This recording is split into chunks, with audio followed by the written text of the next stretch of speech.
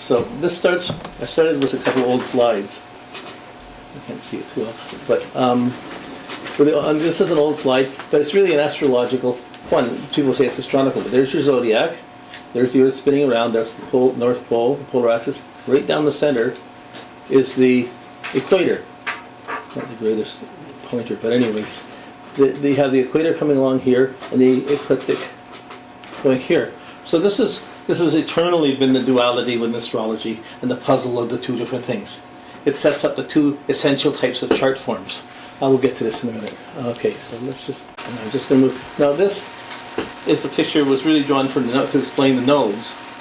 We have the angles of the nodes. When two orbits cross each other, the intersection is where the nodes are. So the moon, when it's at its nodes, is at 0 degrees on the declination. And when the sun and moon are both at the nodes, there's an eclipse within 13 degrees of it, because they get to be on the same level. If you have the moon at the highest point, 90 degrees away from the nodes, it's at the highest or lowest point. The declination is up way higher than at the equator. So the nodes not are only measuring phases of the cycle, they're measuring the specific mechanic of how high or how low something is as the planets are going around in a circle. This is just another picture of it, sort of reversed, but where you can see, it's a little more visual. You see the above and the below. In this case, it's the above's going. We're watching this one. The above's coming up above here. It goes below there. And so these are forms of depth perception. So as planets are moving in degrees, they're going up or down on this inside of it, and that's a unique texture of who you are. So in astrology, it doesn't take away from what you know. The main basics of fundamental planets and signs, houses, aspects. That's your main interpretation. This information is mostly an add-on. How it adds on, how it reconfirms, makes something a little stronger, a little weaker, a little different inside of it is works. Now this is a picture of planetary latitudes. This is from the Earth Sun. This isn't declinations, but this shows you 5 years. I handed these back in the 70s, before there were home computers. And there's Mars. There's one orbit of Mars. There's the next orbit of Mars. There's the next orbit of Mars. They're all very different, right? There's Venus. Okay, start from here. There's Venus. There's the next one. Next one, and they come along like this. So you really see how each planet really is different. These ones that are similar up and down, that's the moon. So on the scale here. This I did on shelving paper, on rolls of shelving paper. So this is a closer up one. So you see, like if we take Venus starting from here, there's Venus. This is bottom. It's up to the highest point. Then the next one is way down here. It's up there. They're really erratic. The depth is really different every cycle. So when it comes back to being the same levels and that's a more unique occurrence. So I just like this because it really gives you a picture of what's going on, other than just seeing symbols on a page. And Mercury too, if you're... Would there be an image of a retrograde motion? No, from this one, this is going north and up and down. It's not about retrograde. It's not going around. This is watching the up and down. Okay, I get it. It's not. You're not going to see retrograde on this. So we have a lot of graphs going around the circle like this, but not many that are turning it on its side and watching it go up or down.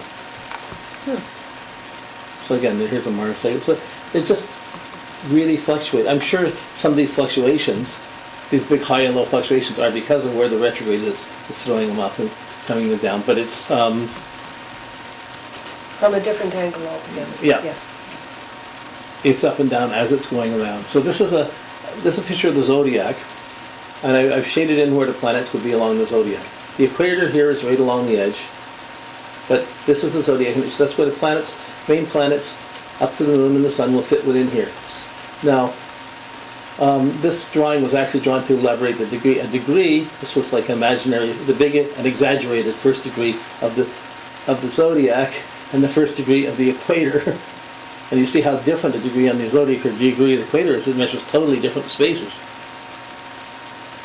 So there's a lot of differentiations between the languages. But the sun, path of the sun on here, just starts. It comes if it's at the Tropic of Capricorn. Sun goes into Capricorn, starts moving up, hits the equator, hits the Aries, comes up to here, hits the Tropic of Cancer. Sun goes into Cancer, comes back down to the equator, Tropic of Cancer, and the sun's always in its bounds. and it's never more than 23 degrees 27 minutes. So any latitude, any declination that goes more than that is out of bounds.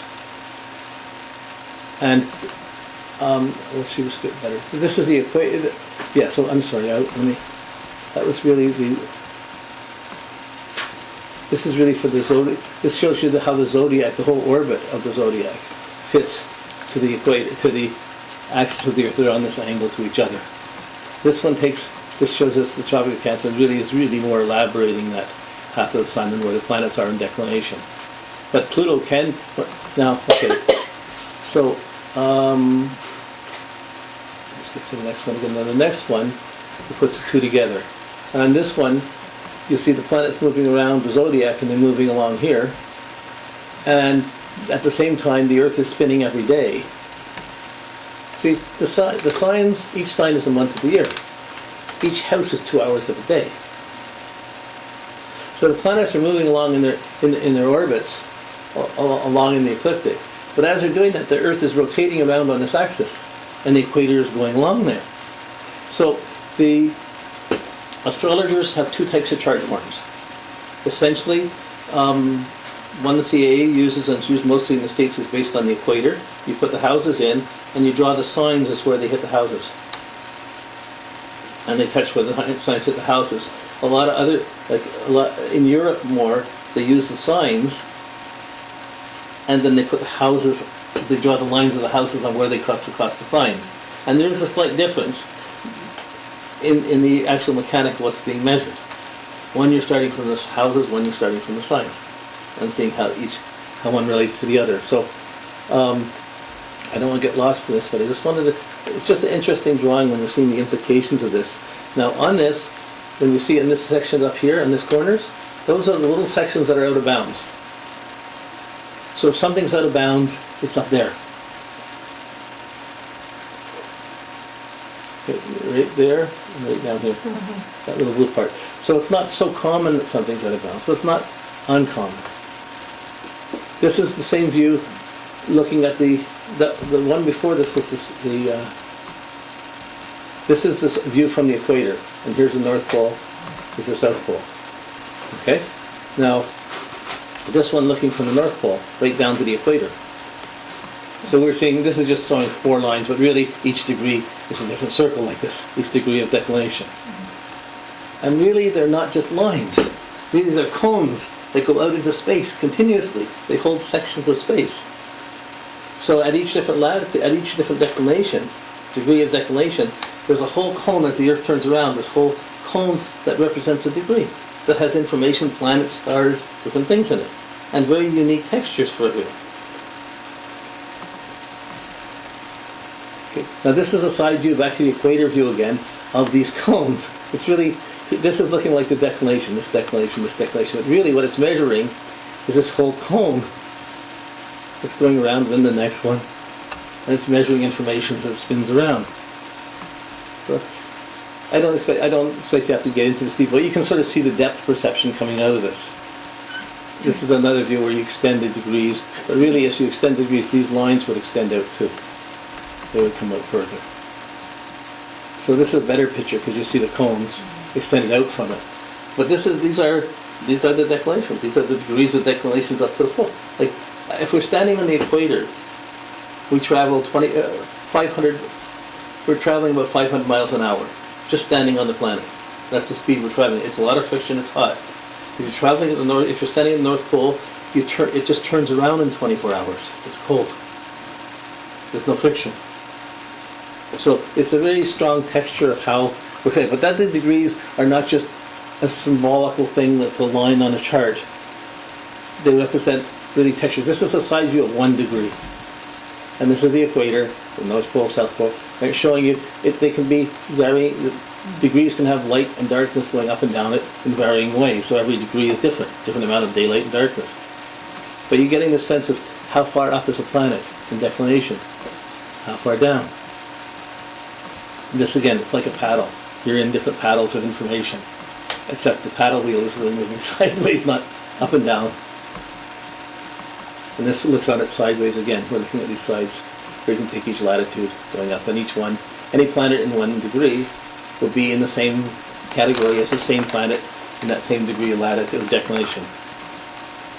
Here's the sun, we talked about, the sun in the ecliptic, sun hits the Tropic of Cancer, the sun goes into Cancer, then it's as high north as it goes, it's at its limit, it's bound, then it comes back down to the equator, and then it gets down. When it gets down to the Tropic of Capricorn, the light's down here, and it gets darker up here. This is a better picture of it. So these are just working with degrees and seeing the sun's movement going up, coming down. This is up above the equator. So astronomers take right ascension and declination. And they use right ascension and declination. And they're using exactly, probably the pure astrology system. And we use a mixture between this and the signs of the zodiac. But we're still measuring the same phenomena. Robin, Yep. are declinations just used for the sun, or are they Nope. used Every planet has everything has a point in a circle and a place up and down. It's an X and a Y. Okay. It has a position on the graph. So this is another one of these old drawings. And you'll see, here's the equator here. And here's the Tropic of Cancer. Here's the Tropic of Capricorn. Here's the ecliptic. Just touching the Tropic of Capricorn, Cancer, and just touching the Tropic of Capricorn. And they have the planets moving around in between. This is an old drawing. Okay, but they were still working with the same information, had very visual and very clear senses of the meanings. I mean, this was the science of the day when these things were made. So, okay.